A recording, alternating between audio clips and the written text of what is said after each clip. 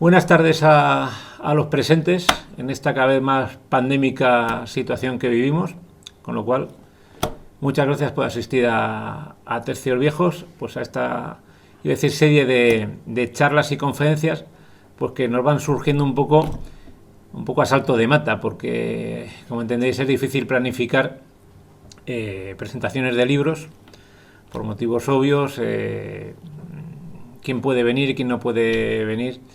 Entonces, pues bueno, en cualquier caso, como todas las charlas y conferencias quedan grabadas por nuestros amigos de Divulgadores del Misterio, pues bueno, quien no viene pues lo puede luego seguir en redes sociales. Y como estamos en la era de las redes sociales y la comunicación, pues bueno, no se pierde todo lo que digamos aquí. Como digo yo, todas las tonterías que pueda decir hoy.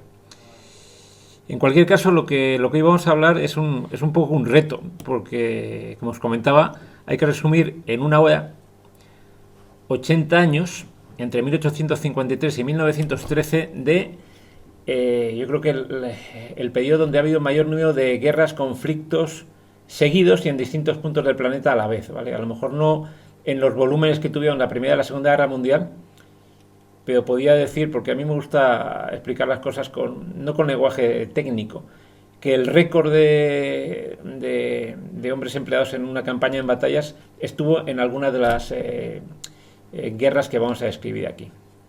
Lo primero que voy a comentar es el libro en sí mismo. El libro en sí mismo es de Juan Vázquez, es un autor al cual tengo el gusto de conocer. No vive en Madrid, por lo cual, aunque hemos presentado títulos suyos aquí, pues todavía con mayor motivo es difícil que viniese. Juan trabaja muchísimo para la editorial Galán Book, de cual, como os digo, es el libro.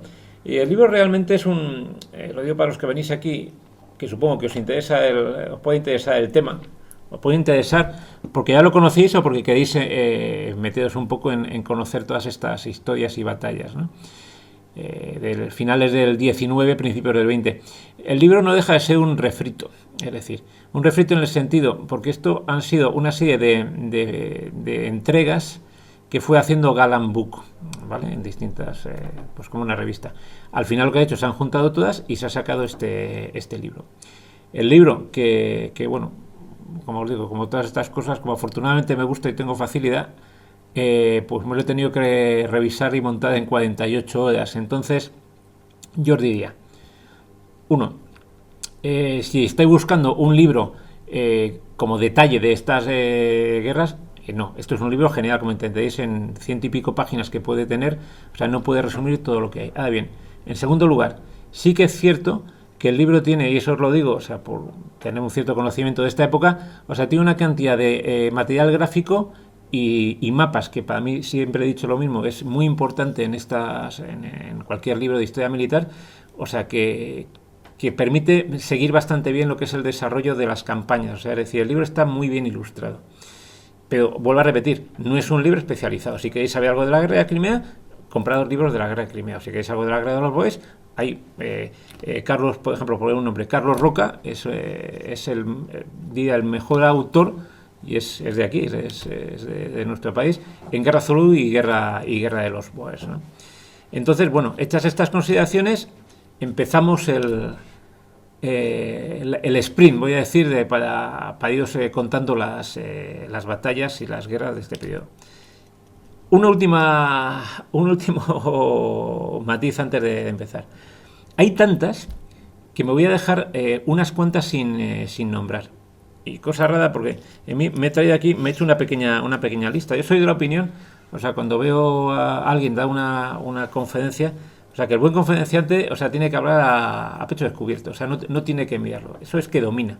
Pero en este caso hay tantas que me las he tenido un poco más o menos que apuntar, ¿no? Yo normalmente no suelo llevar apuntes cuando hago conferencias. Y los que habéis venido alguna vez lo veis. Me apoyo mucho así en las imágenes. Para mí es un poco mi guía burros. Entonces, por ejemplo, no vamos a hablar, por ejemplo, de todo lo que son campañas del siglo XIX donde hemos estado implicados los españoles. Entre otras cosas, porque aquí ya se han hecho unas cuantas, y en segundo lugar, porque yo creo que sería un poco un desdodo para la gente que ha venido aquí especializada y empezar a hablar de, por ejemplo, las guerras carlistas. No voy a hablar de las guerras carlistas, las tres o cuatro, depende de cómo la queréis contar, las que hubo en nuestro país en el siglo XIX, No voy a hablar tampoco de la guerra de Cuba, de la cual yo di una charla y alguna más ha habido. Tampoco voy a hablar de la campaña de Sudán, la primera parte, sí que voy a nombrar la segunda, que es cuando se derrumba el imperio mahdista. Tampoco voy a hablar, por ejemplo, de la guerra civil americana, aunque algo podéis encontrar en el libro. De la guerra civil americana podríamos, dar, un ciclo de conferencias, hay algunas guerras que tampoco se van a hablar y que tampoco se nombran en el libro. Aquí hago también un poco de crítico de mis socios de Galambú. Hay, por ejemplo, una guerra que a mí me encanta, que bueno, cada que lo pienso, habló de ella nuestro buen amigo y autor, el señor Máñez, del cual se va a presentar el libro de Azules y Grises precisamente este jueves. Lo presentaremos, vamos a decir, y me adelanto a los avisos parroquiales, así al final no los digo, me adelanto, lo vamos a presentar este jueves, Azules y Grises, y lo vamos a presentar en la distancia, es decir, en esta situación de pandemia, que es lo que hacemos. Muchas veces los autores, sobre todo los que tienen que venir de fuera de Madrid, nos envían vídeos, y en este caso el formato va a ser, nos envía un vídeo y yo voy a hacer un poco de cicerón y de anfitrión. Pero bueno, en cualquier caso, tampoco vamos a hablar de guerra civil americana, ni tampoco de la expedición francesa a México. Y lo decía porque me acuerdo que Máñez presentó aquí una charla, no sé si os acordáis, sobre el mito de Camedone. La batalla de Camedone, la legión extranjera contra los mexicanos de Juárez, ¿vale? Y luego, por ejemplo, por poner otro ejemplo más, y yo con esto ya creo que he dicho todas, por ejemplo, el libro acaba en las guerras balcánicas en 1911, 1912, 13, bueno, es un poco... Bueno, 1912 y 1913. Y, por ejemplo, no se habla de la guerra italo-turca de 1911, que yo creo que es una guerra todavía más desconocida y que, bueno, pues que tampoco está. Aún así, os repito, el libro está realmente bien. Además toca tanto campañas, armamento, si a alguien le gusta el tema naval, tiene también tema de guerra naval, está realmente bien. Bueno, dicho, empezamos. Y casi voy a hacer una cosa, me voy a poner aquí el reloj tipo cronómetro y así no me paso. Bueno, pues empezamos obviamente con la primera guerra por el periodo, además una de las más importantes y que tuvo más implicaciones, la guerra de Crimea. La guerra de Crimea, como sabéis, implica al imperio ruso por un lado contra una coalición realmente de extraños socios, ¿no? Porque por un lado tienes a los turcos, con los que realmente los rusos eran los que se pegaban, pero tenía luego también franceses e ingleses, los antiguos enemigos de las guerras napoleónicas. Es la primera guerra donde se unen frente a un enemigo, en este caso, común. Y luego hay un pequeño socio en esta alianza, que es el reino del Piamonte, donde, pues bueno, Cabul, Víctor Manuel, los grandes hombres de la futura unificación italiana, ya se van posicionando en lo que es en la etapa de los grandes imperios, ¿no? No voy a entrar mucho en los motivos de por qué surgen estas guerras, ¿no? Yo siempre digo lo mismo, al final lo que subyace detrás puedes tener, como en este caso, la excusa que sería la protección de los santos lugares por parte del imperio ruso, los cristianos, las distintas religiones. Al final no dejaba de ser un tema de evitar la expansión del imperio ruso en Europa, ¿no? Entonces, bueno, la guerra además se centra en lo que es la península de Crimea, que aquí detrás tenéis el mapa en concreto de la campaña. Aunque realmente yo me he estado leyendo un libro, no sé si pero una revista y aprovecho para seguir hablando sobre libros que tenemos aquí, revistas. Despertador ha sacado dos especiales de la guerra de Crimea, el 1 y el 2, Balaclava el 1 y hace poco sacó el segundo, que es Sebastopol, y están realmente bien. Y ahí me he enterado que es que la guerra de Crimea tuvo otros frentes secundarios, por ejemplo. Realmente la guerra de Crimea empezó en los Balcanes, donde inicialmente se enfrentaban rusos y turcos, y donde ahí las armas rusas empezaron a tener los primeros reveses. Los turcos no estaban tan mal a nivel militar como se pensaba. Hubo también operaciones en el Báltico, a nivel prácticamente las flotas aliadas llegaban prácticamente casi hasta las puertas de San Petersburgo, tema que de ahí, y por ejemplo en el Pacífico hubo un intento de desembarco en en lo que luego sean unos puntos claves en la guerra ruso-japonesa en Petropavlovsk, ¿vale? Pero bueno, básicamente la guerra de Crimea, os resumo. Las tropas en 1854 desembarcan aquí el contingente francés e inglés, ¿vale? En Eupatoria, en Calamita Bay, y van bajando hacia el sur para tomar el puerto de Sebastopol. Sebastopol es la principal base de la Marina rusa del Mar Negro. Los rusos inicialmente intentan pararles en la primera gran batalla de la guerra, que es la batalla del río Alma, ¿vale? Donde, y esa es otra cosa, y esto, pues como todo, me puedo permitir dar mi opinión y luego, oye, si queréis comentamos si tenéis alguna duda. La guerra de Crimea y es lo de siempre. Todos hemos pensado que la guerra de Crimea, en los que llevaban la voz cantante eran el ejército británico. Pues no, ¿por qué? O sea, por lo de siempre. O sea, la carga de la brigada ligera, hay un montón de películas inglesas sobre la guerra de Crimea y parece que los ingleses sean los principales. Pues no. Los que llevaban el peso al final de las operaciones, incluso los que provocaron las victorias, fueron realmente el ejército francés. Estaba mucho mejor preparado, como luego posteriormente se demostró, hasta la debacle que tuvo en la guerra franco-prusiana 20 años después. La batalla del río Alma, los ingleses, o sea, atacan a través del río. Los rusos siempre tienen una actitud bastante defensiva, ¿vale? O sea, su estrategia, o sea, en el fondo perdieron ellos más la guerra por errores propios de sus mandos que no por las habilidades de los mandos aliados, que ahora hablaremos un poco sobre ellos. Y en este caso, pues bueno, son los franceses los que en la batalla del río Alma aquí, o sea, por el flanco que da al mar, envuelven y hacen retroceder a las tropas rusas.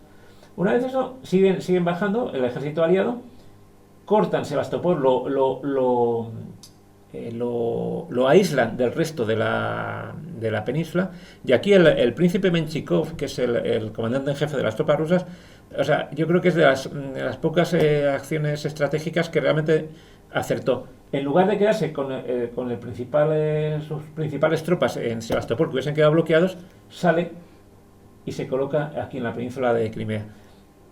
En Sebastopol, ¿qué queda? Queda una guarnición, principalmente marinos, hay tropas, unos 20.000 soldados.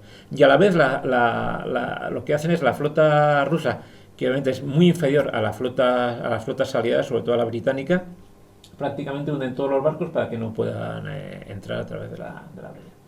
Y aquí se producen dos de las principales acciones, ¿vale? La primera es la famosa batalla de Balaclava, que se trata, y es siempre lo mismo, es los rusos que están por aquí en la planicie de Crimea, en el interior, intentan atacar para liberar las tropas cercanas en Sebastopol. En la batalla de Balaclava hay primero un ataque de la caballería rusa, que es otro de los hechos legendarios de la guerra de Crimea, donde una delgada línea roja, o sea, habéis oído hablar de esa frase, bueno, la delgada línea roja es un regimiento de Highlander, creo que es el 92, que se colocan y entonces, o sea, hacen frente a la caballería rusa y los hacen retroceder, ¿vale? Vaya por delante que el armamento, los fusiles aliados, tanto británicos como franceses, tenían mayor alcance que los rifles rusos. ¿Eso qué provocaba? Es decir, si un rifle ruso llegaba a unos 300 metros, el Minié, creo que era el que llevaban los ingleses, podía llegar a cerca de tres veces más, 600, 800 metros. ¿Eso qué provoca? Que muchas veces las tropas rusas, la forma de atacar era a la bayoneta. O sea, no tenían alcance. Bueno, en Balaclava se produce ese primer intento por parte ruso de desatascar el asedio. Son rechazados. Y a continuación se produce, pues bueno, uno de los hechos más curiosos de la guerra, posiblemente el más conocido, aunque implicó a pocas tropas, la famosa carga de la brigada ligera. La brigada ligera británica, Husades y Lanceros, por una serie de malentendidos, y eso se ha escrito ríos de tinta sobre ello, entre Lord Lucan y Lord Cardigan, que a su vez entre ellos eran cuñados, y como todos los cuñados se llevaban especialmente mal, se dice atacar y capturar las baterías rusas que estaban en las colinas. ¿Qué baterías? Intento resumirlo, aunque probablemente las versiones son distintas. Se refería a las baterías que había a ambos lados de lo que se llamaría luego el Valle de la Muerte, ¿no? Pero Cardigan lo que vio fue las baterías que estaban enfrente de él. Entonces cogió, sin apoyo ninguno, se cogió a su brigada ligera y atacó de frente contra lo que veía enfrente. Claro, les fue dando por todos los lados. O sea, los regimientos de infantería rusos que estaban encima en las colinas, baterías de artillería a los lados, o sea, les fueron dando. Llegaron a las baterías rusas, las sobrepasaron, o sea, capturaron o sea, masacraron a los artilleros rusos que se dejaron morir sobre los cañones, y solamente al final consiguieron pararles cuando una serie de regimientos de caballería rusos les contraatacaron, ¿vale? Aún así, volvieron a sus líneas la brigada ligera, y eso ha quedado realmente como uno de los hechos más heroicos, o sea, y más dentro de, como hay libros que se llaman más famosos, de la incompetencia militar que puede existir en la historia de la guerra moderna, ¿vale?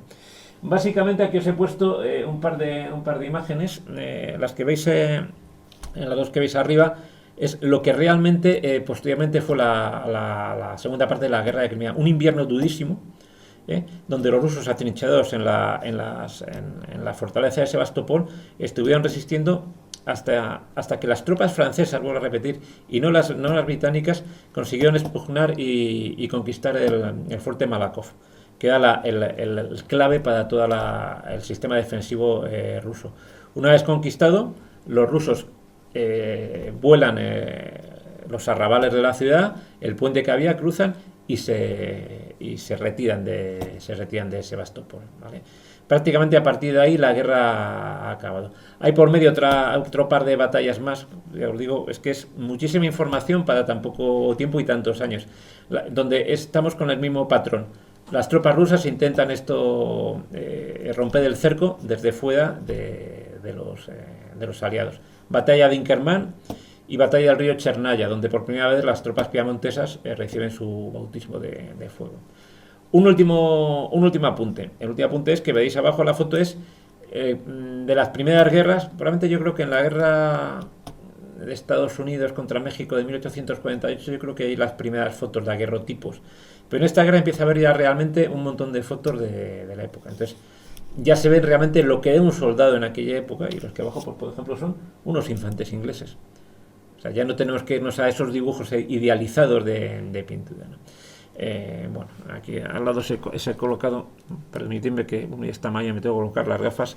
Pues bueno, ¿quiénes estaba? Pues estamos hablando más o menos implicados, hubo a lo mejor entre los aliados cerca de 500.000 de tropas a la largo y tal. Los rusos tenían mucho más. Aquí pone, según esto, 1.200.000. Esto está sacado de la Wikipedia. No me he calentado mucho los cascos. Al final las cifras son aproximadas. Lo que sí que es cierto es que, a pesar del aparente mayor número de tropas rusas, las tropas rusas, os podéis imaginar que estaban tremendamente dispersas a lo largo de todo el imperio. Con lo cual, prácticamente estuvieron en bastante inferioridad a lo largo de la campaña, ¿vale? En algunos casos no, cuando atacaban no, pero bueno, no tenían el rodillo soviético. Bueno, una vez que acaba la guerra de Crimea con el Tratado de París, Francia, como os digo, queda realmente reforzada a nivel internacional. Napoleón III, que a la sazón es, bueno, sabéis, es descendiente directo, sobrino nieto de Napoleón I, pues bueno, toma una actitud como de equilibrio, reforzado por su buena relación con los ingleses.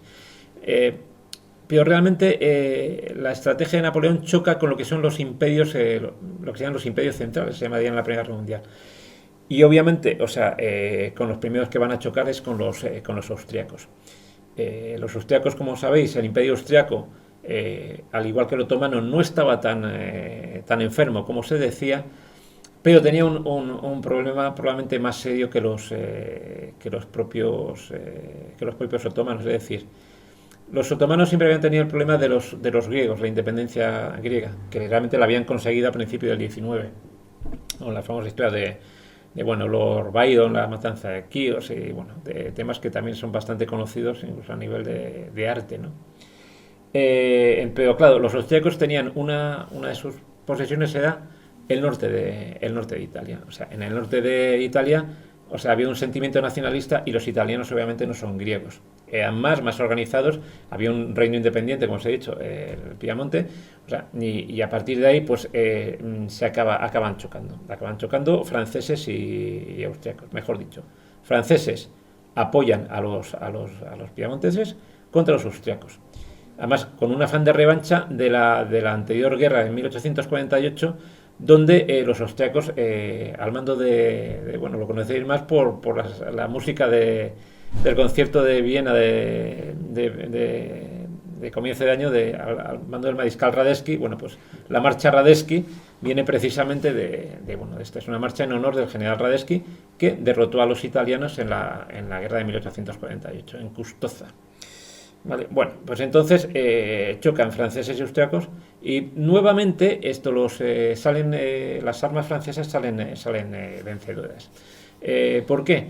Están mejor preparadas, es un ejército joven y hay un hecho que es importante decir. Los oficiales franceses son oficiales, como digo, teniendo su edad para ser un oficial, o sea, MacMahon, Bourbaki, toda esta gente, Bazin, son gente con experiencia, pero no son los dinosaurios que tenía el ejército británico. Me explico. En la guerra de Crimea, los altos oficiales británicos, unos cuantos de ellos habían estado en las campañas napoleónicas. Lord Raglan es un veterano de Waterloo. Los franceses no. Sin embargo, los franceses sí que tenían ya experiencia en temas en la conquista de Argelia. Y entonces, bueno, el concepto, la mentalidad era distinta, la instrucción y bueno. El ejército austriaco, todo dicho de paso, tiene el mismo problema que le va a hacer perder la guerra contra Prusia unos 7 años más tarde. Es un ejército muy heterogéneo. Tiene austriacos, húngaros, tiene muchísimas nacionalidades que hacen que sea un ejército difícil de manejar. Radetzky se ha retirado ya prácticamente y los generales que vienen a continuación, en este caso sería Benedek, el que aparece en la guerra austro-prusiana de 1866, no están al mismo nivel. Bueno, una vez que acaba la guerra franco-austriaca de 1859, hago un pequeño interregno entre una diapositiva y otra. La guerra acaba en 1860, se produce la primera unificación de Italia, aunque ya por fases. Ahí es donde aparece Garibaldi, sus camisas rojas, los 1000 que se llama, que desde el sur empiezan a avanzar y bueno, derrotan a un reino que estaba también ya a punto de caer, que fue el reino de Nápoles, y bueno, se va unificando Italia. Pero mientras tanto, las grandes potencias siguen a lo suyo y está emergiendo Prusia. O sea, Prusia va a ser la que va a marcar, o sea, el ritmo en Europa en los próximos años hasta llegar a la Primera Guerra Mundial. Yo me planteo muchas veces qué hubiese ocurrido si tanto en la guerra austro-prusiana de 1866 o en la guerra franco-prusiana, que es la guerra probablemente más famosa de segunda mitad del XIX y que implicó mayor número de combatientes, si las tropas prusianas hubiesen perdido. Muy probablemente la historia de la humanidad se hubiese escrito de otra manera, ¿no? Pero bueno, esto es hacer historia ficción.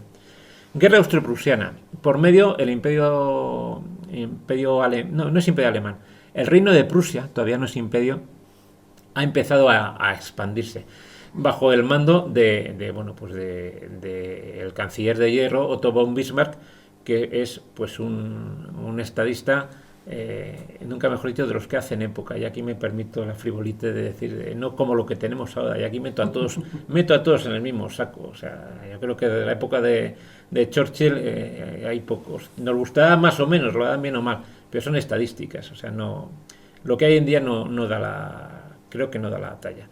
Entonces, Bismarck inicia una política de expansión del reino de Prusia. Hay una guerra con el reino de Dinamarca. La guerra, he sido incapaz de decir el nombre de los ducados, es Schleswig-Holstein, una guerra donde los daneses, la verdad es que dejan bien alto el pabellón, aunque es obviamente por temas numéricos, o sea, pierden además contra prusianos y austriacos. Es realmente curioso. Es difícil encontrar libros sobre esa guerra. Yo tengo alguno y la verdad es una guerra que da bastante más de lo que se pensaba. Pero bueno, la guerra, a continuación, lo que ocurre es que tienen que dirimir quién va a ser el que lleva la voz cantante en los estados alemanes y tal. Entonces, pues bueno, cada estado se posiciona, uno con prusianos y otro con austríacos, y salta lo que todos esperaban decir. Guerra austro-prusiana de 1866, que realmente es corta y violenta. Yo diría prácticamente que se dilucida en una única batalla, la batalla de Sadowa o Königsgrad, como se quiera llamar. Pero lo importante es lo que ya empieza a hacer el ejército prusiano. Yo voy a decir ya alemán. Y digo alemán porque hay un montón de estados, de pequeños ducados, principados que se van uniendo. O sea, entonces lo que hace es la facilidad de movimiento. O sea, los austriacos estaban todavía con la mentalidad napoleónica de una batalla, no. O sea, los prusianos y sus aliados empiezan una serie de movimientos, de envolvimientos que acaban haciendo tener superioridad numérica en determinados momentos, ¿vale? Entonces, bueno, las imágenes que tenéis aquí son imágenes de la batalla de Königsgrad, choque de la caballería. En el de arriba, los que son los USA son los austriacos, los codacedos, que más de blanco, son, por ejemplo, prusianos. Lo digo si os gusta el tema de uniformes, y porque es una idea, vamos. Básicamente, o sea, Berlín tenía, los aliados eran los pequeños principados, salvo a lo mejor Brunswick, que podía ser el más conocido, pero por ejemplo Viena, o sea, la corte de Viena, o sea, tenía, por ejemplo, Baviera y Sajonia, que eran los más importantes, o sea, por sí ya tenían ejércitos a lo mejor de 25 o 30.000 hombres, se posicionan con los austriacos. Bueno, aún así, o sea, la estrategia de los prusianos acaba haciendo que las armas austriacas, o sea, sufrieron una derrota que les obliga a pedir la paz. A todo esto, toda esta estrategia, os habla antes de Bismarck, o sea, sería lógico que no pasara sin hablar antes de quién es el que lo genera todo esto. Es Moltke, von Moltke, el viejo, porque su sucesor fue el jefe de Estado Mayor alemán en la Primera Guerra Mundial, y de luego no estuvo a la altura de las circunstancias. O sea, pero Moltke, vamos a decir, el bueno, es el que genera todo ese Estado Mayor alemán que funciona como una máquina de relojería. Bueno, y a continuación, pues los prusianos pues siguen a lo suyo. O sea, los franceses empiezan a ver ese peligro que se les avecina por tener un Estado que les está empezando a hacer sombra. Y de nuevo, pues surge la guerra franco-prusiana de 1870-71. De nuevo, a lo que os he comentado antes, los motivos de la guerra, permitidme de nuevo un poco la licencia, da igual. Iba a haber guerra sí o sí. O sea, Bismarck utiliza un telegrama, lo transgiversa. El caso es que con el tema de política exterior, y el caso es que hace que salte la guerra. Pero iban a chocar sí o sí. De nuevo ocurre lo mismo. O sea, el ejército francés, que vuelvo a repetir, es un ejército que tiene un armamento mejor. El fusil, el chassepot, creo que es mucho mejor que los fusiles alemanes. La artillería también es mejor, pero la estrategia es mala. Es una estrategia defensiva, y van perdiendo lo que se llama la batalla de las fronteras una detrás de otra. La movilización alemana es mucho más rápida por sistema de ferrocarril, y bueno, os he puesto dos imágenes arriba. Es un poco o sea, hay batallas en esta guerra, hay un montón. Además, batallas con gente, o sea, batallas con un número de tropas equivalente a las de las guerras napoleónicas, ¿no? Pero básicamente lo que ocurre es siempre lo mismo. Es decir, la imagen que tenéis aquí, estos son tropas, esto aquí son tropas, aquí está detrás mío, no sé si se ve bien. Estas son tropas prusianas, avanzan, atacan. Les da igual el número de bajas. De hecho, aunque ganan las batallas, las bajas prusianas a veces son superiores a las... para ganar una batalla, muchas veces superiores a los franceses. ¿Y los franceses qué es lo que hacen? Pues todo el rato, pues aquí se colocan en posiciones defensivas, se baten bien, pero les falta un liderazgo. El general Bazaine, pues bueno, ya empiezan estos generales que han triunfado en la guerra de Crimea, han triunfado contra los austriacos. Estamos hablando ya que han pasado casi 15-20 años. Esta gente se hace mayor. O sea, de hecho, creo que, como la anécdota, creo que era Bazaine. Bazaine estuvo en la expedición a México, y de hecho creo que se casó con una jovencita mexicana. O sea que bueno, lo que llevo a decir es que les empezaba a gustar la buena vida. Mientras que los prusianos, nunca mejor dicho, disciplina prusiana. Moltke ha hecho un Estado Mayor que funciona a la perfección. Y bueno, pues esto, van ganando batallas, una más famosa es Gravelotte-Saint-Privat, hasta que al final va reteando su ejército y queda sitiado en Metz, en la fortaleza de Metz. Y ahí se queda. Mientras tanto, Napoleón III, con otro ejército imperial, ya veis por qué el matiz, lo que hace es ir a la zona de combate, que está en la zona de Alsacia-Lorena, pues bueno, a intentar cambiar el curso de la guerra. Es de nuevo, gracias a las maniobras prusianas de rapidez y envolvimiento, queda sitiado en Sedan. La batalla de Sedan, se sabe durante varios días, el ejército francés queda sitiado, intenta romper el cerco, cargas de caballería dignas, vuelvo a repetir, del mariscal Murat, pero al final, o sea, el resultado es la rendición de las tropas francesas imperiales, ¿vale? Aquí la imagen que tenéis arriba es la entrevista que hay entre Bismarck y un Napoleón III que, bueno, que se le ve realmente, yo creo que es un buen cuadro, como debía sentirse en ese momento, avejentado, realmente, o sea, agotado por todo, por la derrota, por la tensión, ¿vale? Y abajo, este es un cuadro también, he procurado colocar, bueno, yo creo que los conocéis todos, pero cuadros bastante famosos, la proclamación del Imperio Alemán en la Galería de los Espejos en Versalles. La guerra no acaba aquí. La guerra esto es 1870, la guerra se prolonga durante cerca de un año más. ¿Por qué? Porque los franceses, que no hay que negarles nada, que son peleones, o sea, tienen su orgullo, aunque sean nuestros vecinos y yo creo que son con los que más nos hemos peleado, pero hay que reconocer que es un pueblo combativo. No admiten esa derrota, se proclama la República.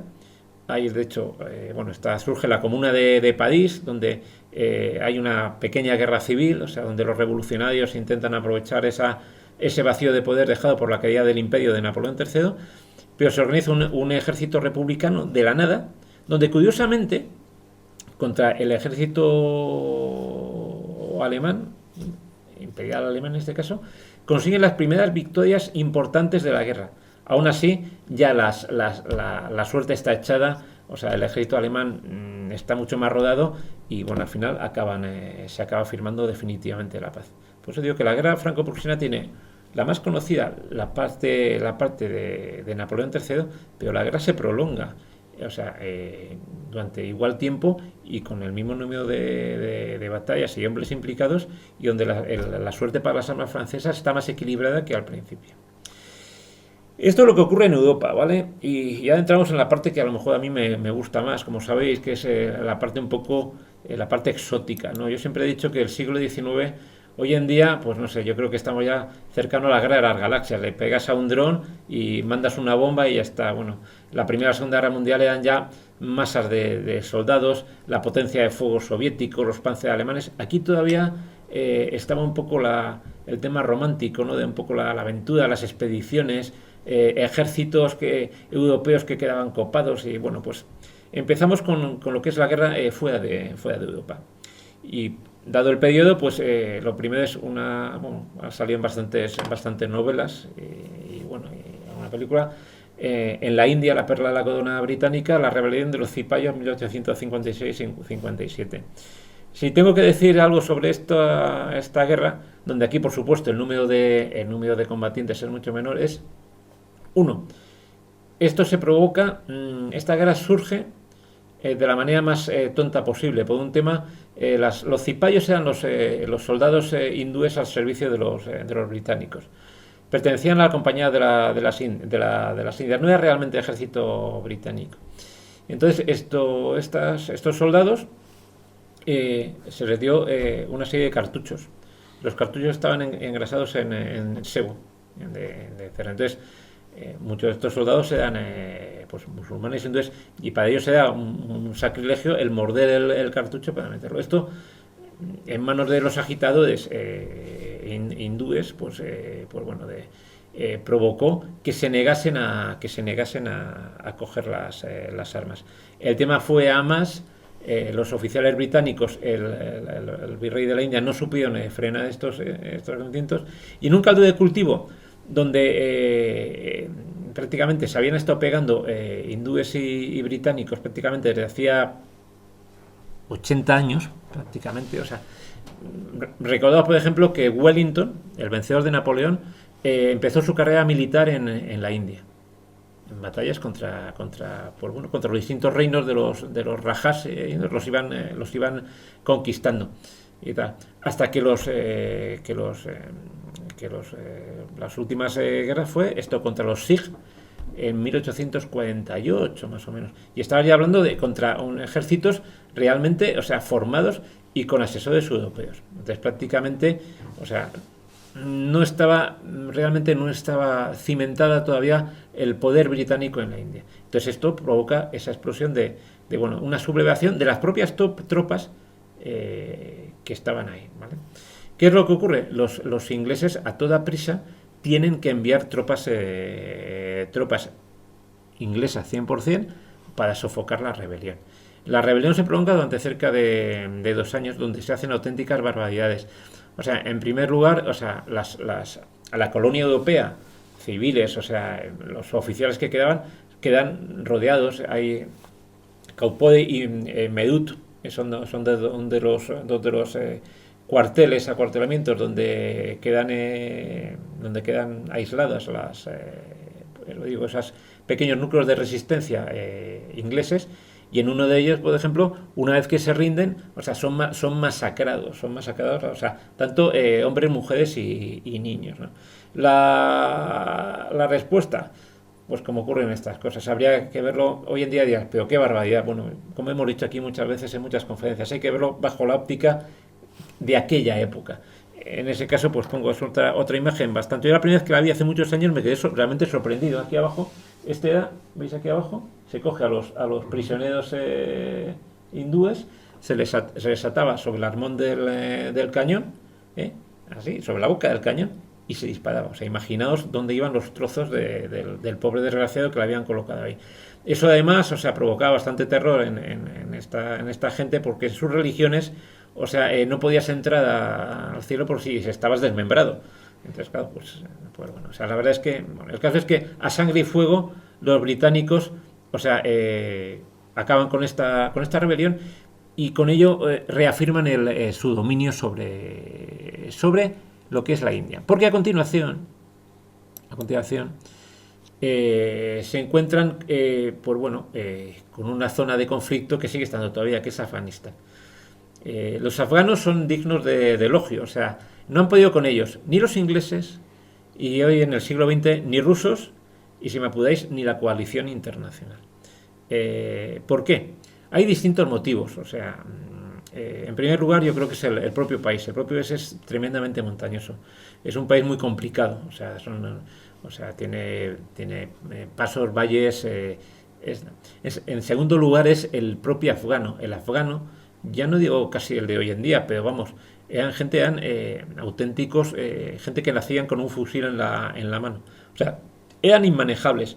O sea, pero contra cualquier tema exterior, decíamos aquí como los españoles contra la independencia, por esto más, porque ellos estaban peleándose de manera constante. Entonces, no había manera de derrotarlos definitivamente. Derrotarlos sí, en una o dos batallas, pero derrotarlos y pacificar el país y mantener el país pacificado es prácticamente imposible. Y hasta ahora ha sido prácticamente imposible. Y bueno, anteriormente a esta segunda guerra afgana, porque la primera se ocurre en 1846, donde llega a Kabul una columna inglesa, están ahí, con un gobernador, y cuando ven que aquello es inmanejable se retiran. Creo que es el 44 regimiento, y o sea, son masacrados en su retorno hacia los dominios británicos, ¿vale? Eso es la primera vez donde realmente los ingleses se tienen que retirar.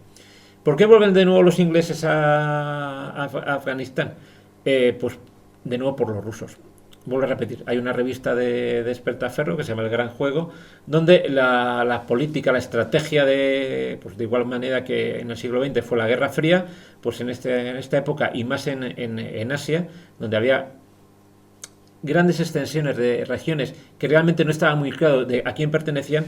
Para los grandes imperios, los rusos y el británico, o sea, iban a pillar cacho, ¿vale?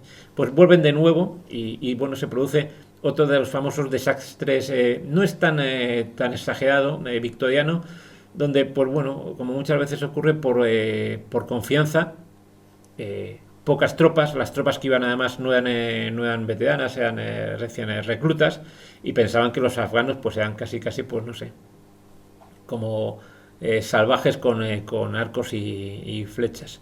Aunque luego vemos que los salvajes con arcos y flechas hacen también pupa. Y tienen la batalla de Maiwan donde se ven copados, bueno, tienen que retirarse. Los cañones corriendo, bueno, consiguen retirarse pero con unas bajas sensibles. Bueno, y el tema de Afganistán para los británicos se acaba, vamos a decir, definitivamente. Queda la frontera norte, ellos establecen el dominio sobre Pakistán, y Afganistán queda ahí pues como una especie como de reino aparte, donde realmente no ejerce el poder nadie. Guerra naval, en este caso me he saltado también, aunque se habla aquí también en el libro, lo que es las grandes batallas navales que puede haber en este periodo. El más típico, como os podéis imaginar, la guerra nuestra de Cuba, de la cual hablamos aquí, y la guerra ruso-japonesa, de la cual también nos di una charla. Podríamos de nuevo estar hablando horas sobre esto. Os hago solamente unos matices. ¿Cómo eran los barcos en aquella época? Pues eran unos cacharros, vamos a decirlo, bastante extraños, ¿no? Empiezan a aparecer los primeros, esto es una mezcla entre los buques de vela, los buques de línea de las guerras napoleónicas, época nelsoniana, y los primeros blindados navales. Os he puesto arriba es el Warrior, que es inglés, la foto en color. El de abajo sí que es el primero, es el Gloire, como se diga en francés, que son los primeros buques acorazados. Veis que es una mezcla, lleva mástiles, pero ya llevan coraza, ¿vale? La disposición del armamento sigue siendo la clásica en las bandas. Pero, y luego, bueno, os lo voy a pasar aquí. En el otro lado tenéis dos imágenes, porque es de la Guerra Civil Americana. Y es de las cosas más curiosas. O sea, son unos barcos que crearon, bueno, los que entienden de ingeniería naval dicen que tenían una cantidad de adelantos, eran novedosos, aunque eran unos barcos muy pequeños y absolutamente un desastre para manejarlos en alta mar. Entonces, uno es el buque confederado. Vamos a ver, este de aquí, o sea, está hecho sobre un antiguo barco, se llama el Merrimack, y este de aquí abajo se llama el Monitor, que parece como una especie de plancha, con una torreta una torreta giratoria con dos cañones. Eso, como podéis imaginar, lo primero que supone es el adelanto de lo que sean los buques en los próximos años. O sea, no tener los cañones colocados aquí en las bandas, sino tenerlos colocados aquí y pueden disparar hacia todos los lados. Estos dos barcos se enfrentan en un combate en Hampton Roads en 1862, creo que es, y un combate indeciso, o sea, estaban tan artillados, o sea y tan blindados, o sea, que se fueron dando uno a otro y hasta que al final cada uno se fue para un lado. Pero que sepáis, por ejemplo, que el Merrimack anteriormente había atacado la flota de la Unión, y había hundido unos cuantos barcos del norte, barcos que eran, pues eso, eran barcos, barcos veleros, ¿no? De madera con los cañones y tal. O sea, y bueno.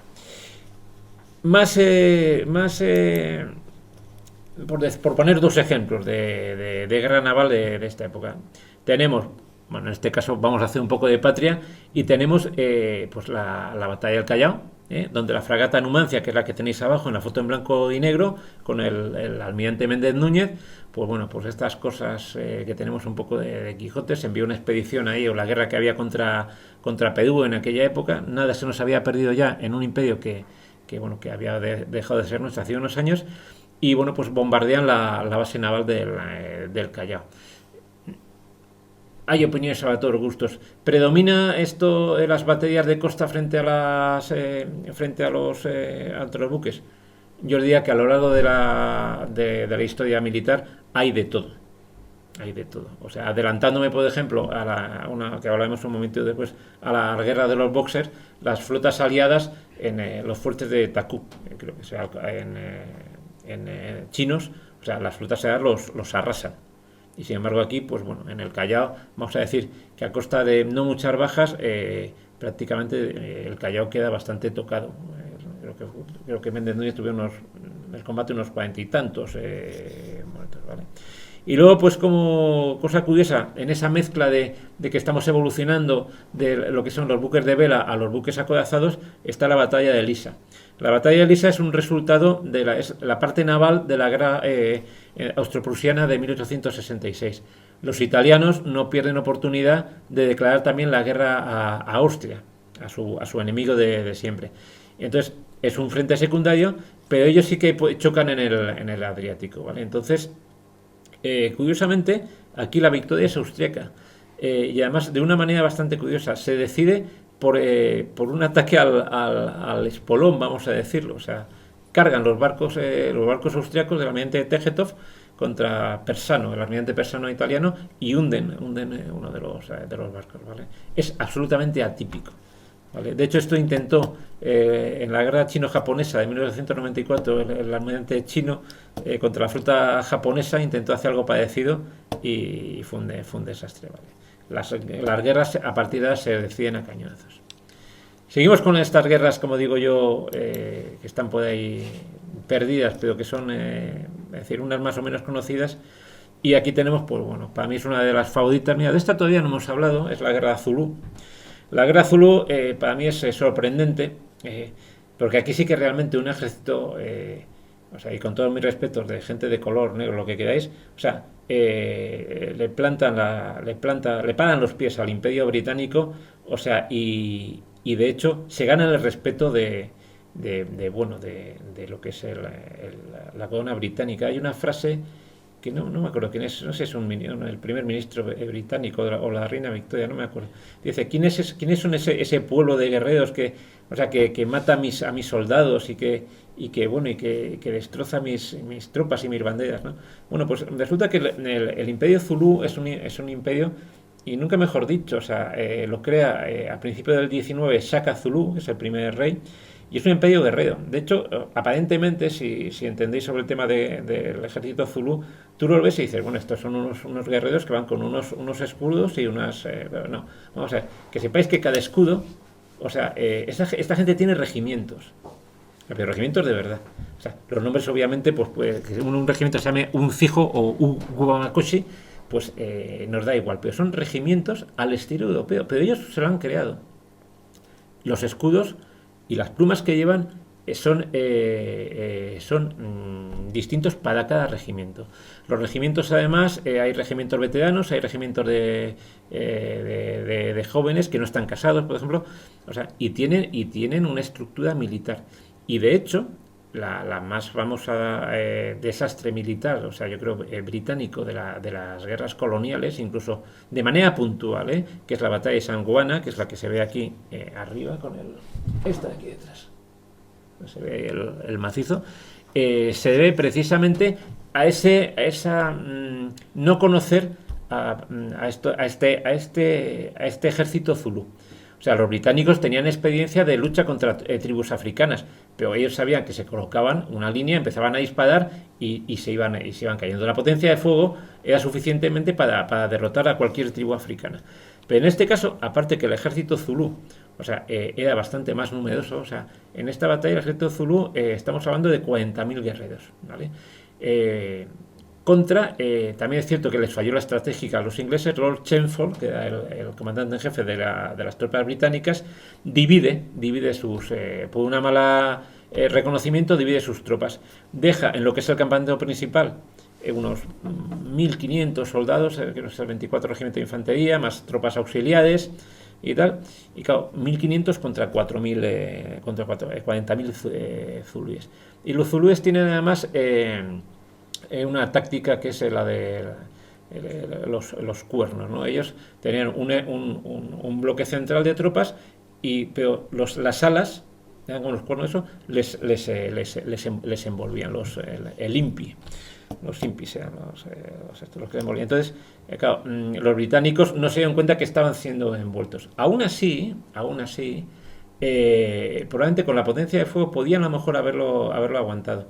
Hay una película que yo creo que algunos lo habéis visto, Amanecer Zulú, y tal, donde se argumenta, y probablemente sea en parte cierto, nunca sabremos, yo personalmente no me atrevería a decir que fuera la cosa principal, pero parece ser que el abastecimiento de munición de las tropas que estaban disparando no llegaron las cajas de municiones con suficientemente rapidez para que mantuvieran la potencia de fuego. El resultado es que en cuanto los zulúes se echaron encima, las tropas británicas no habían formado en cuadro. Y aunque hubiesen formado en cuadro, se los hubiesen cepillado igual. No pudieron mantener esa distancia de fuego. Y fueron absolutamente, prácticamente masacradas. Hay un hecho heroico a continuación, que es que había un pequeño campamento, Rocks Drifts, un poquito más allá, donde bueno, habían quedado pues almacenamiento, donde pues bueno, prácticamente, escasamente, hablo de memoria, o sea, alguien me puede decir exactamente cuántos eran, unos 100 soldados británicos estaban de guarnición y oían los disparos porque estaban al lado del campo de batalla. Entonces, uno de los regimientos zulúes siguen avanzando y se encuentran un campamento británico y dicen, pues vamos a poder, o sea, eran prácticamente nada. Bueno, pues estos británicos, vuelvo a repetir, lo que hicieron los dos oficiales al mando que había, pues bueno, fortifican, vamos a decirlo, con cajas de galletas, incluso esa pequeña misión, porque es una antigua misión de luterana, creo que era, y resisten durante cerca de 24, 48 horas el asalto de los zulúes. Es más, los zulúes incendian una de las casas que hay y los soldados británicos, o sea, van picando pared a pared, o sea, hay también otra película sobre esto, o sea, y para reducir el perímetro, o sea, realmente esto sí que es realmente increíble y es digno de elogio en este caso de las tropas británicas. Y vuelvo a repetir, en este caso, o sea, no hubo posibilidad de que los zulúes, o sea, les envolviesen o tuviesen sorpresa. Se tenían que ir directamente contra unos pocos británicos. Y unos pocos británicos, pues en ese caso conseguían parar a todos estos miles de guerreros. La guerra zulú acaba, bueno, después de estos reveses, los ingleses se lo toman más en serio, invaden con más cuidado, y en la batalla de Ulundi, o sea, las tropas británicas, es un poco como lo que ocurre unos años después en Omdurmán, avanzan en cuadro, con más artillería, más tropas. Entonces, claro, los zulúes, pues bueno, como las moscas a la miel, ¿no? Van de nuevo a intentar atacarles, pero vuelvo a repetir, la potencia de fuego hace que bueno, las tropas zulúes son masacradas. El rey Cesguayo, que es el rey zulú, se entrega a los británicos, se da juzgado y tal, y al final, bueno, pues es deportado. Bueno, tampoco, vamos a decir, tampoco se le trata demasiado mal, y bueno, pues el imperio zulú desaparece y bueno, esas tierras pasan de nuevo al imperio británico. Quiero hacer una última mención, no sé si conocéis la imagen que hay abajo. Hay un libro, también es, ¿cómo se llama? El joven Napoleón, algo así. Es Luis Napoleón, ¿vale? Luis Napoleón era el único hijo de nuestro Napoleón III que hemos hablado antes. La verdad es que lo de este hombre es un cúmulo de desgracias, Napoleón III. Napoleón III, después de la guerra franco-prusiana, se exilia a Inglaterra con su familia. Es una familia imperial y, bueno, dada su buena relación con los ingleses, pues bueno, él ya se asienta ahí. Él no tiene ya ningún interés en la política. Es un hombre agotado, enfermo, y de hecho muere al poco tiempo de que acaba la guerra franco-prusiana. Pero su hijo que se está criando en Inglaterra, entra en la Academia Militar de Sandhurst y bueno, entra en el ejército británico y es enviado, probablemente en contra de la opinión pues bueno, principalmente de su madre y de otros muchos políticos franceses que ven en él la posibilidad de una restauración napoleónica. Va con el ejército británico a Zululandia. Y bueno, como podéis imaginar estos casos, o sea, lo que se le dice al comandante en jefe británico es decir, vamos, que no se le toque un pelo al príncipe. Él formaba parte de la tropa. Él formaba parte de la tropa. Había leído en un sitio que iba como observador. Estaba adscrito al Estado Mayor de Chelmsford. Estaba adscrito. No mandaba tropas, estaba escrito, como puedes tener una ayuda de campo. Ese era su papel. Y en uno de los reconocimientos, o sea, y de hecho luego hubo un juicio sumadísimo contra la escolta que llevaba y todo eso hubo todo. Ellos están por mitad de la sabana africana y una de las características que tenían los zulúes es que estos eran unos atletas, unos guerreros extraordinarios. Por eso en el cuerpo a cuerpo, o sea, a un británico lo rajaban de arriba abajo. O sea, esta gente se escondía, se levantaban y salían corriendo detrás del soldado que habían visto, que aunque estuviese montado a caballo, podían mantener la velocidad de un caballo durante unos metros. Bueno, pues sorprenden a Luis Napoleón y su escolta, porque se habían ido más allá de lo que, en una zona que pensaban que no había partidas zulúes. Parece ser que, o sea, cuando saltan los caballos se asustan y el príncipe cae del caballo. Claro, los soldados salen corriendo, hay algún otro que también cae y claro, se van encima de él y lo matan, ¿vale? Eso, o sea, causó, eso en aquella época causó, más sensación casi que la derrota británica, ¿vale? Porque, bueno, la verdad es que fue un hecho luctuoso y bueno, se buscaban responsabilidades, pero bueno, es lo que ocurre. Si estás en una guerra te pueden ocurrir estas cosas. Más guerras que tenemos. Guerra ítalo-abesina de 1896, batalla de Adua. No entro en que los abisinios, imperio cristiano, que se estaban pegando con los mahdistas, y que ya lo comentamos aquí alguna otra vez, era también el único imperio independiente, país independiente, llamarlo como quieras, en África, y que no fuera europeo. Los italianos, que tenían la colonia de Eritrea, decidieron, en esa moda de conquistar terrenos los países europeos, pues conquistar Etiopía.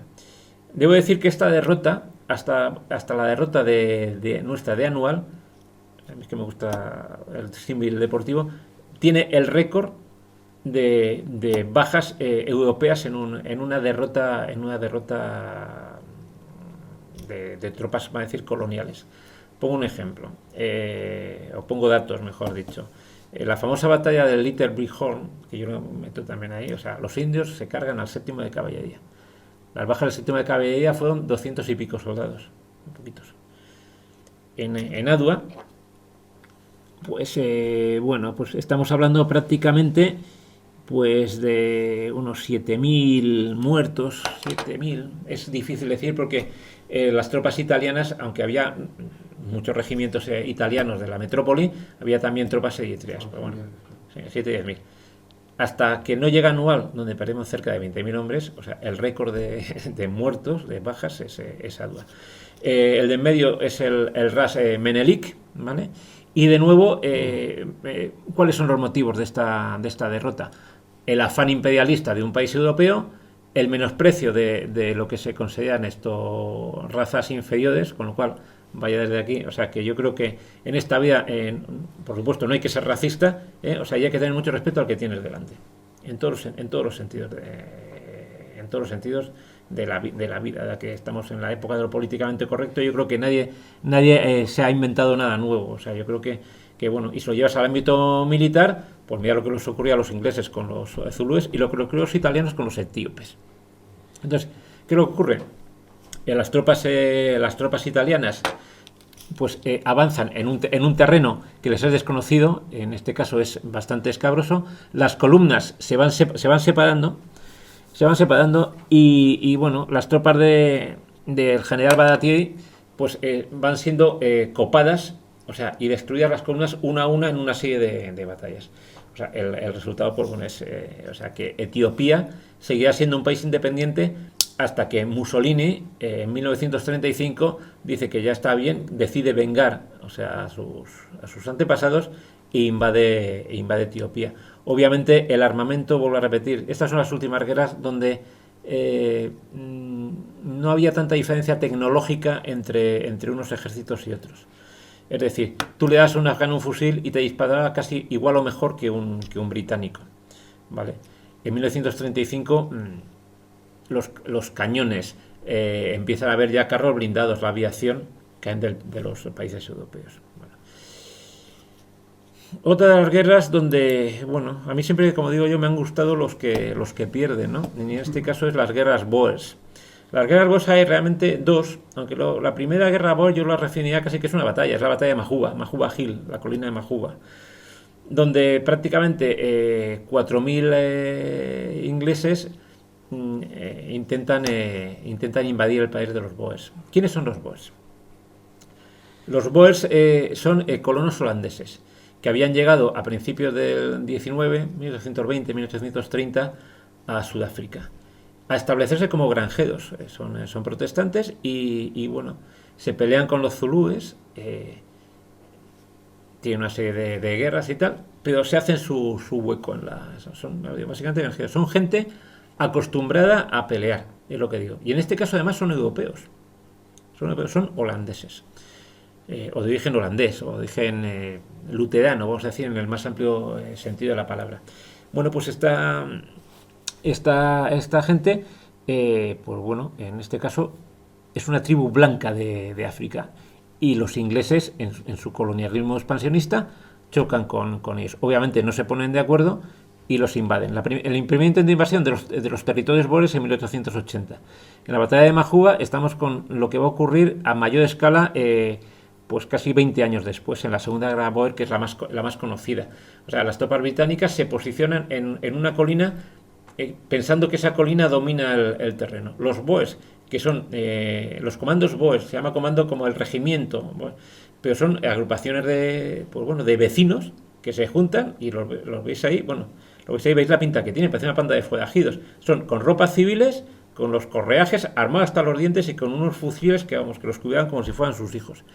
Muy buenos tiradores, tropas que podían ir tanto a caballo como infantería, y bueno, pues rodean esa colina y además desde posiciones que dominan la posición británica, o sea, los masacran. Los británicos se retiran y se crean las dos repúblicas Boers que veis aquí, que son en color. La República de Transvaal y la República de Dans, ¿vale? Los británicos, que son bastante rencodosos, y en este caso notáis que me gustan mucho los Boers, empiezan a pensar en invadir esas colonias, que sea actualmente la antigua, más o menos, sea Rodesia, al sur de Mozambique, y hacia el interior. Las repúblicas Boer no daban al mar. Los Boers, eso no les pasa desapercibido, y lo primero que hacen, dicen, el mejor ataque la mejor defensa es un buen ataque. Y entonces, antes de que las tropas británicas se concentren, ellos inician una serie de ofensivas en 1899. Hay una serie de derrotas británicas. O sea, de nuevo por lo mismo, los británicos siguen con una mentalidad bueno, esta gente no son, piensa que son africanos, no lo son europeos, tienen un armamento, sobre todo un armamento ligero, mucho mejor y mejor manejado que los británicos, conocen mucho mejor el terreno, tienen mejor estrategia, se mueven más rápido, ¿vale? Pero al final, o sea, los números van cayendo.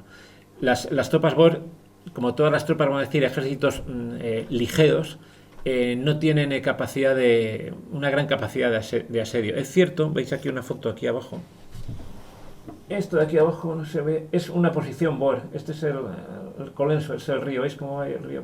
Las tropas británicas estaban ahí otro lado. Ellos se colocaban ahí arriba y disparaban. Las tropas británicas, que las veis arriba, o sea, llevan con un uniforme caqui, ha desaparecido el uniforme rojo habitual, la casaca roja. Pues bueno, se encallan una y otra vez contra las posiciones Boer. Pero por contra, los Boer a su vez no pueden ir contra las posiciones británicas, las ciudades británicas que ellos están asediando. Ladysmith, Mafeking, son ciudades mineras, o sea, donde las tropas británicas se han atrincherado, y aunque tienen artillería, los Boer no tienen artillería de asedio. Ellos también dependen mucho de suministros exteriores, alemanes y tal. Hay un intento en esa Segunda Guerra Boer de uniformar a los Boers. Las tropas de artillería Boers ya llevan un uniforme que parecía, con un sombrero de alanche, que parecían un poquito más tropas europeas, pero al final el resultado es que los ingleses, o sea, empiezan a meter tropas y tropas. Estamos hablando ya de cerca, pues bueno, espera, lo tengo aquí anotado, pues cerca de, yo creo que cerca de 300.000 soldados, o sea, vamos a ver, sí, depende de las fuentes, entre los 150.000 y 400.000. O sea, lo que estoy diciendo es que en este caso no estamos hablando bueno, de que tenías 1.500 soldados en Isalwanda contra Estados. O sea, estás hablando de un ejército digno bueno, casi de la Primera Guerra Mundial, ¿no? Al final, ¿cómo acaba la guerra? Pues bueno, los boers van siendo derrotados. Eso acaba en una guerra de guerrillas, pero al final los boers firman la paz. Curiosamente, los boers quedan integrados con los británicos. O sea, Sudáfrica, todo lo que vino después, Rhodesia, el apartheid, o sea, son boers. Luis Botha, Botha, Smuts son generales boers que luego acaban o bien en la política o bien en el propio ejército británico en la Primera Guerra Mundial. O sea, bueno. Quiero hacer, para acabar con la guerra de los boers, dos matizaciones que no tienen que ver exactamente con las campañas. Uno es, o sea, tantas veces que se meten con nosotros, con los españoles y tal, con la leyenda negra de los tercios, la especialidad de esta casa. Pues bueno, los primeros campos de concentración son ingleses. Los ingleses, o sea, como los boers, o sea, os digo, la sociedad boer es una sociedad de granjeros en el campo. Lo que hacen es política táctica de tierra quemada. Los empiezan a confinar en campos de concentración. Lo que se metían con nosotros, en este caso con los españoles, con el tema de Valeriano Huelga en Cuba. Eso en aquella época era lícito. A nosotros hoy en día nos parece una barbaridad, que lo es, pero esto lo hacían los británicos. O sea, yo sin embargo, nos tenemos que estar viendo todos los días comiendo las orejas. Es que las trochas que hacían los españoles en Cuba, pues mira, los británicos murieron además ahí a hombres, mujeres y niños. Hay fotos realmente terribles de niños, o sea, que se morían de hambre, niños boers en esta. Bueno, esa foto que hay ahí es la más suave que podía encontrar, es esos campos de concentración. Y los británicos lo hicieron sin ningún problema. Y la segunda foto salió aquí el otro día en otra conferencia sobre la guerra de Sudán. Sí, había estado Winston Churchill en la guerra de Sudán. Sí, pero en la segunda, en la invasión de Kitchener y la derrota del mahdismo de Omdurman. Churchill, en el fondo, era una especie de corresponsal, bueno, un personaje, vuelvo a repetir, digno de estudio, o sea, y desde luego una persona que no deja a nadie indiferente. Churchill se fue a la guerra del Boer, que es prácticamente está siendo a la vez que la derrota de Omdurman en 1898, guerra de Boer 1899. Montan un tren blindado con tropas y ese tren blindado es emboscado, típico por los boers, y es hecho prisionero. Entonces, este señor aquí, como digo, con una cara de mala leche, si lo reconocéis, es un Churchill con bastantes kilos de menos, bastante joven. Hay otra película que se llama El joven Churchill de los años 70 que es sobre esto. Aquí, y estos son soldados británicos, verlo ahí, o sea, también, o sea, caían prisioneros también, lo veis ahí con cada de pocos amigos, pues bueno. Y que sepáis que Churchill estuvo ahí. Churchill, vuelvo a repetir, es un personaje.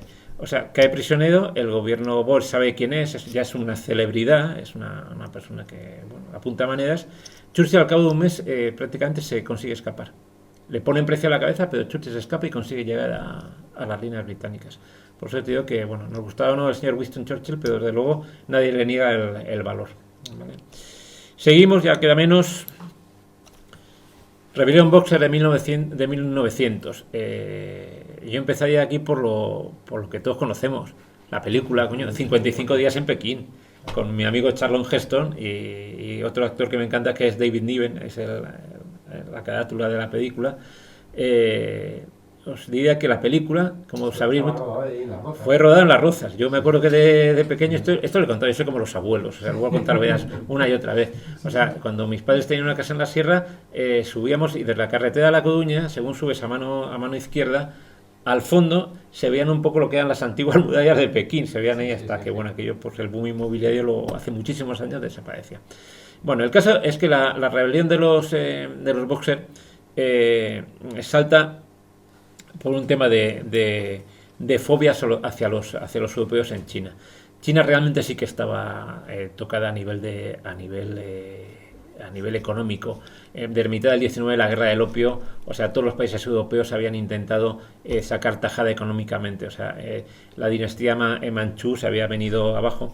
La última que quedaba era la emperatriz Tetsuji, que es esta señora aquí, malísima, depende cómo se queda. Ahí también hace un par de años, en un verano, me leí una novela sobre la historia de esta mujer, un tocho así, novela histórica, bien hecha, donde un poco reivindica la figura, como todas de estos personajes, ¿no? Si sale como mal en 55 días en Pekín, pues es como Richelieu. Richelieu es malo, malísimo. Richelieu también un pedazo de estadista. Lo que pasa es que, bueno, los tres mosqueteros lo pusieron muy mal.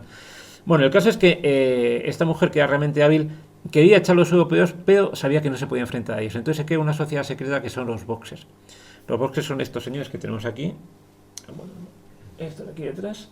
Que, bueno, medio apoyados por el gobierno chino, por el ejército chino, atacan en Pekín a las legaciones europeas, ¿vale?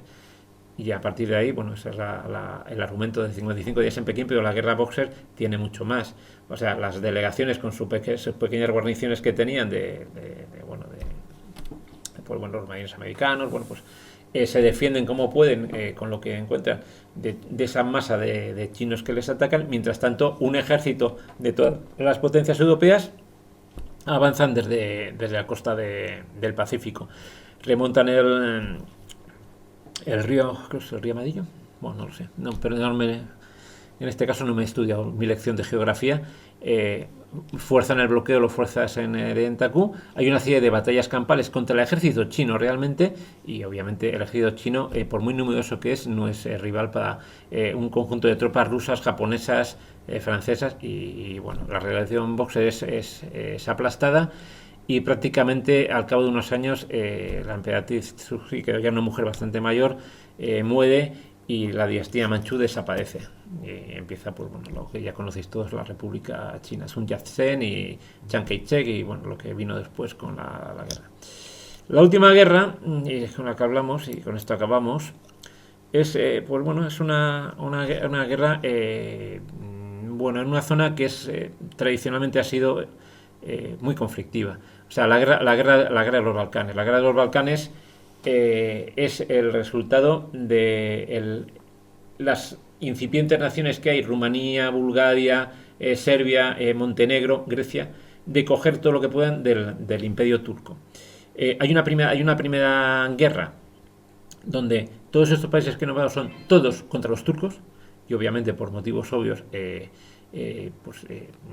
los turcos pierden esa guerra en 1912. Se intentan hacer un trato de paz donde todo el mundo coge cacho.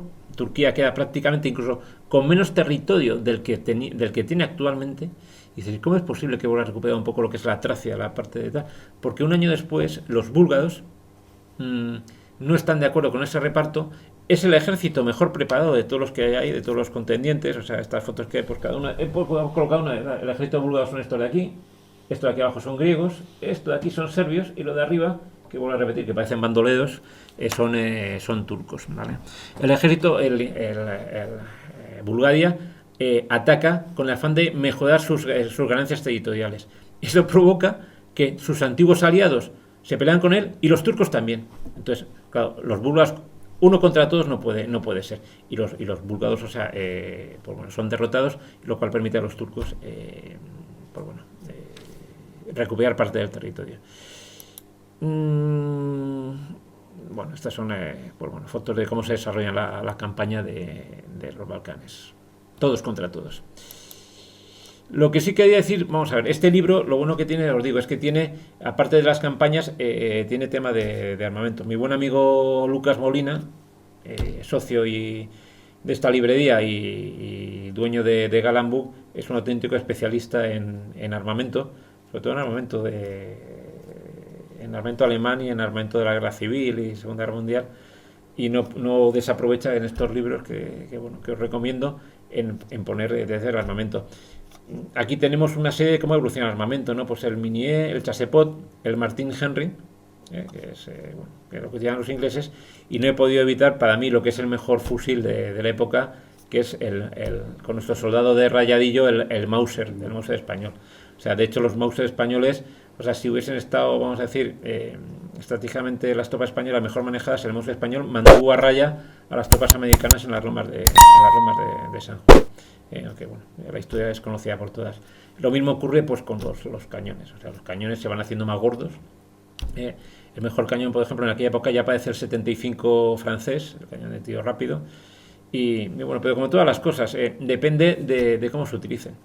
Por repetir, en este caso, entre ejércitos europeos, el ejército francés con un mejor armamento al final acabó siendo derrotado. Un poco lo que ocurre después, por ejemplo, en la Segunda Guerra Mundial, con el tema de los blindados, ¿no? Los blindados franceses, en el fondo, eran mejores que los alemanes, que en Panzer I.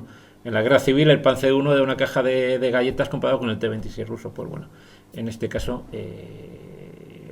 lo he dicho, son unos años donde el armamento evoluciona muchísimo, hasta tal punto que a partir de la Primera Guerra Mundial, o sea, es muy complicado, o sea, que un país de segunda categoría, o sea, derrote a una potencia europea. Y bueno, pues hasta aquí. Muchísimas gracias y bueno, hasta la siguiente. Si queréis...